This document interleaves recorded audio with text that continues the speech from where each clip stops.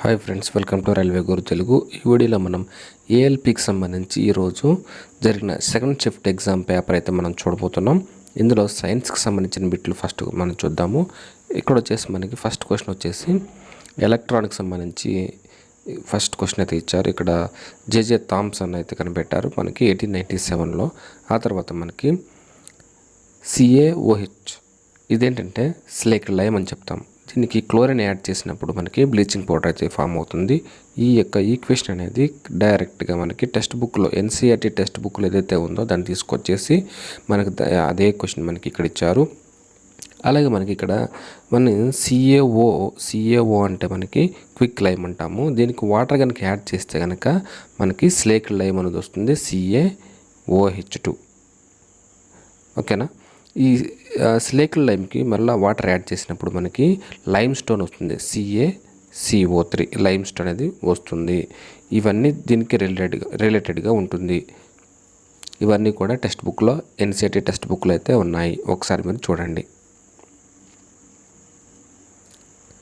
తర్వాత వచ్చేసి ఎలక్ట్రోమాగ్నెటిక్ ఫీల్డ్తో సంబంధం లేనిది డివైజ్ ఏంటి అని చెప్పేసి మనకి ఎగ్జామ్లో అయితే ఇచ్చారు. మనకి మోటారు, జనరేటర్ ఇవన్నీ కూడా ఎలక్ట్రోమాగ్నెటిక్ ఫీల్డ్ కావాలి.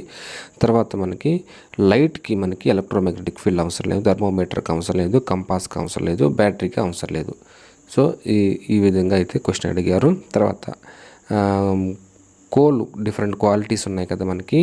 బ్యాడ్ క్వాలిటీ ఆఫ్ కోల్ అని చెప్పినప్పుడు మనకి పెట్ అనేది మనకి 45 to 50% అయితే మనకి కార్బన్ ఉంటుంది. దాన్ని మనకు పిట్ అనేది ఆన్సర్ అవుతుంది. దీనికి గుడ్ క్వాలిటీ వచ్చేసి ఆంథ్రసైట్ అవుతుంది. తర్వాత మనకి కాన్కేవ్ మిర్రర్స్ పైన, మార్నింగ్ అయితే కాన్వెక్స్ మిర్రర్ పైన మనకి క్వశ్చన్ అయితే ఇచ్చారు. ఇప్పుడైతే మనకి కాన్కేవ్ మిర్రర్స్ పైన అయితే ఇచ్చారు. ఆల్రెడీ మనం వీడియో చేస్తాం దీనిపైన, మీరు ఒకసారి చూస్తే కనుక చూడండి, ఒక మార్క్ అయితే కంపల్సరీగా వస్తుంది. తర్వాత మనకి జనరల్ ఫార్ములా వచ్చేసి ఆల్కీన్కి జనరల్ ఫార్ములా అయితే అడుగుతున్నారు. ఇక్కడ దీనికి ఫార్ములా వచ్చేసి CnH2n. అలాగే ఆల్కైన్, ఆల్కైన్ ఈ విధంగా మనకి 3 అయితే ఉన్నాయి. ఆల్కేన్కి సంబంధించి ఫార్ములా వచ్చేసి జనరల్ ఫార్ములా వచ్చేసి CnH2n+2 అవుతుంది. అదే ఆల్కైన్కి వచ్చేసి మనకి CnH2n-2 అవుతుంది. ఇక్కడ వచ్చేసి మనకి ఆల్కీన్ ఇచ్చారు కాబట్టి CnH2n. ఈ విధంగా అయితే మనకి ఎగ్జామ్లో ఇచ్చారు. నెక్స్ట్ క్వశ్చన్ కనుక చూస్తే మనకి ఒక యాటమ్ కనుక తీసుకుంటే న్యూక్లియస్ ఇక్కడ సెంటర్లో ఉంటుంది. ఇవన్నీ కూడా షెల్స్ అవుతాయి. ఈ షెల్ మనకి KLMN ఈ విధంగా అయితే ఉంటాయి. వీటికి నెంబరింగ్ వచ్చేసి 1 2 3 4. ఒక్కొక్క షెల్లో మనకి నెంబర్ ఆఫ్ ఎలక్ట్రాన్స్ ఎన్ని ఉంటాయంటే మ్యాక్సిమం మనకి ఫార్ములా వచ్చేసి 2n² డైరెక్ట్ బిట్ ఎన్సీఆర్టీలో ఉంది. ఇక్కడ వచ్చేసి n = మనకి 1 పెట్టినప్పుడు మనకి 2 ఎలక్ట్రాన్స్, ఇక్కడ వచ్చేసి 8 ఎలక్ట్రాన్స్. ఆ విధంగా అయితే మనకి ఈ ఫార్ములా మనకి ఇంక్లూడ్ చేస్తే అవి మ్యాక్సిమం ఎలక్ట్రాన్స్ అయితే ఆ షెల్లో అవుతాయి. ఇది నెంబర్ ఆఫ్ టైమ్స్ ఎగ్జామ్లో అయితే అడిగారు. సెల్ వాల్ పైన ఒక క్వశ్చన్ అయితే అడిగారు. ప్లాంట్ కానీ ప్లాంట్కి వచ్చేసి మనకి సెల్యులోజ్ అవుతుంది, ఫంగస్కి వచ్చేసి కేటిన్ అవుతుంది. తర్వాత రెసిస్టెన్స్ పైన ఒక ప్రాబ్లం అయితే ఇచ్చారు. అది ఎట్లా ఇచ్చారంటే ఒక 10 meters లెంత్ ఉన్నటువంటి ఒక వైరు రెసిస్టెన్స్ వచ్చేసి 6, అదే 5 meters ఉన్నటువంటి వైర్కి రెసిస్టెన్స్ ఎంత అని చెప్పేసి అడిగారు. దీనికి వచ్చేసి ఫార్ములా R = ρl/A. ఇది డైరెక్ట్లీ ప్రపోర్షనాలిటీ కాబట్టి ఇక్కడ R అనేది డైరెక్ట్లీ ప్రపోర్షనల్ టు L.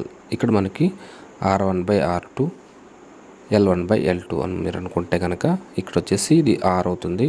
ఇది మనం ఫైండ్ అవుట్ చేయాలి. ఇక్కడ వచ్చేసి మనకి లెంత్ వచ్చేసి 10 meters అవుతుంది. ఇక్కడ ఇది వచ్చేసి 5 meters, అంటే ఇక్కడ మనకి రెసిస్టెన్స్ అనేది హాఫ్ అవుతుంది. R2 = R/2.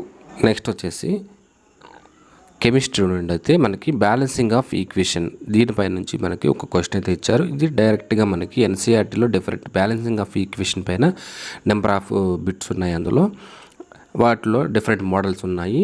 ఆ మోడల్స్లో నుంచి మనకి ఒకటైతే ఇచ్చారు. ఇది కనుక మీరు బ్యాలెన్సింగ్ చేయడం వస్తే కనుక సరిపోతుంది. అందులో ఏది కరెక్ట్ అనేది మనం చెప్తే సరిపోతుంది. ఈజీగానే ఉంటుంది, ఒకసారి మీరు చూడండి. నెక్స్ట్ వచ్చేసి మనకి కెమిస్ట్రీ నుండి మెటల్స్ నాన్ మెటల్స్ పైన ఒక క్వశ్చన్ అయితే ఇచ్చారు. తర్వాత ఫిజిక్స్లో మనకి లా ఆఫ్ ఇనర్షియా పైన ఒకటి ఇచ్చారు. తర్వాత ఇందులో ఏది రాంగ్ అని చెప్పేసి మనకి ఆప్షన్స్ అయితే మనకి స్టిగ్మా బేస్ మీద, తర్వాత ఫెర్టిలైజేషన్ పైన ఇచ్చారు. ఇది ఒకసారి మీరు చూడండి. తర్వాత లైట్ పైన వచ్చేసి లైట్ అనేది ఒక ట్రాన్స్పరెంట్ గ్లాస్ పైన మనకి లైట్ అనేది పడినప్పుడు రిఫ్రాక్ట్ అవుతుంది. కంప్లీట్గా మనకి లైట్ అనేది రిఫ్రాక్ట్ అవుతుంది. అదే కనుక ఒపిక్యూ బాడీస్ పైన అయితే కనుక మనకి కంప్లీట్గా లైట్ అనేది మనకి బయటకు రాదు, అన్ఈవెన్గా అయితే వస్తుంది. ఆ తర్వాత వచ్చేసి మనకి హోమోజినస్ మిక్చర్. ఇందులో హోమోజినస్ మిక్చర్ అంటే మనకి వాటర్ తీసుకుంటే కనుక వాటర్తో పాటు మనకి ఒక సాల్ట్ కనుక యాడ్ చేసినప్పుడు అందులో కరిగిపోతుంది, హోమోజినస్గా మనకి కనిపిస్తుంది. అదే కనుక షుగర్ యాడ్ చేసినప్పుడు కూడా మనకి మిక్స్ అయిపోతుంది. కానీ మనం ఆయిల్ కనుక యాడ్ చేసినప్పుడు అది హోమోజినస్ మిక్చర్ అవ్వదు. ఈ విధంగా అయితే ఒక క్వశ్చన్ అయితే ఇచ్చారు. తర్వాత మనకి గ్యాస్ట్రిక్ గ్లాండ్ గురించి అయితే మనకి ఇచ్చారు. మనకి స్టమక్లో HCl అనేది మనకి డైజెషన్ కోసం అవసరం అవుతుంది కాబట్టి అది ఒక లిక్విడ్ అనేది మనకి ఆ లిక్విడ్లో HCl ఉంటుంది, పెప్సిన్ ఉంటుంది, తర్వాత ప్రొనిన్, ఈ విధంగా అయితే మనకి ఉంటుంది. డైజెషన్లో మనకి భాగంగా ఉంటాయి. తర్వాత లైట్లోనే మనకి మ్యాగ్నిఫికేషన్ పైన మనకి ఒక క్వశ్చన్ అయితే ఇచ్చారు. అందులో మనకి ఫార్ములా వచ్చేసి మనకి image height by object height, లేదు image distance by object distance. దీనిపైన మనకి అక్కడ ఇచ్చిన వాల్యూస్ని బట్టి ప్రాబ్లం అనేది చేయొచ్చు, ఈజీగా ఉంటుంది. లైట్ అనేది చాలా చాలా ఇంపార్టెంట్ టాపిక్, ఎక్కువగా కాన్సన్ట్రేట్ చేయాలి. మినిమం మనకి 2-3 క్వశ్చన్స్ అయితే రావడానికి ఛాన్సెస్ ఉన్నాయి. తర్వాత మనకి రెప్టైల్స్ పైన ఒక క్వశ్చన్ అయితే ఇచ్చారు బయాలజీలో. దానిపైన ఎలా ఇచ్చారంటే లింగ నిర్ధారణ ఏ విధంగా చేస్తారని చెప్పేసి ఇచ్చారు. దానికి ఆన్సర్ వచ్చేసి టెంపరేచర్. నెక్స్ట్ వచ్చేసి మనకి ఇక్కడ ఒక ఆబ్జెక్ట్ అనేది తీసుకున్నప్పుడు కొత్త హైట్ నుండి కిందకి వదిలినప్పుడు దాని యొక్క యాక్సలరేషన్ అనేది పెరుగుతుంది, వెలాసిటీ కూడా పెరుగుతుంది. యాక్సలరేషన్ అనేది వెలాసిటీ పైన డిపెండ్ అవుతుంది కాబట్టి రెండు కూడా మనకి ఇంక్రీజ్ అవుతాయి. ఆప్షన్ బట్టి దీనికి ఆన్సర్ చేయాలి. ఈ విధంగా అయితే మనకి పేపర్ అనేది ఇచ్చారు. ఓవరాల్గా మనం చూస్తే 90% క్వశ్చన్స్ అన్నీ కూడా మనకి NCERT టెక్స్ట్ బుక్ నుండే ఇచ్చారు. కాబట్టి మెయిన్ ఇంపార్టెంట్ మీరు నెక్స్ట్ రాయబోయే ఎగ్జామ్స్ అన్నిటికి కూడా మీరు మెయిన్ NCERT బుక్స్ అయితే మీరు చదివి ఉండాలి ఖచ్చితంగా. వాటిపైన ఉన్నటువంటి వాటిలో ప్రాబ్లమ్స్ కానీ కాన్సెప్ట్ కానీ క్లియర్గా కనుక మీరు నేర్చుకుంటే ఈ సైన్స్కి సంబంధించిన బిట్లు ఈజీగా పెట్టగలుగుతారు. వీడియో నచ్చితే లైక్ చేయండి. Thank you.